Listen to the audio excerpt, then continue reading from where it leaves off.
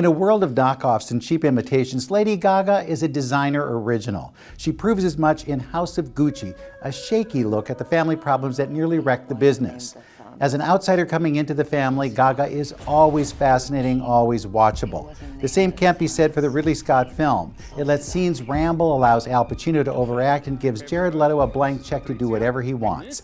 Gaga, however, brings focus. She's Patrizia Reggiani, the woman who marries Maurizio Gucci and begins suggesting changes to the company's business model.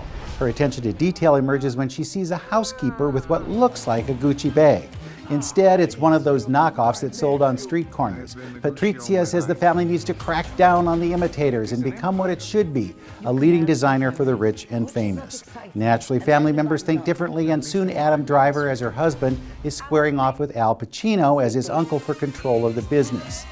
House of Gucci, though, doesn't get exciting until another woman enters the picture, and Patrizia is fighting for what's rightfully hers. Like a super long Dateline special, House of Gucci dabbles in the dark side of the rich and famous. It chronicles a murder-for-hire plot, too, and only hints at the reasons for the brand's rise from the ashes.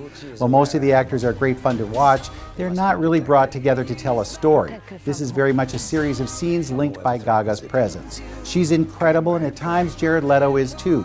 He's Pacino's son, a gadfly who sees himself as a true artist. Letting everyone go rogue, however, doesn't make this anything more than a feeble attempt to create an original.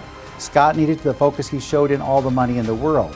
That told a similar story, it just didn't have a handful of stars fighting for screen time. House of Gucci is like a 50% off sale on Black Friday. Chaotic. With your movies in a minute, I'm Bruce Miller.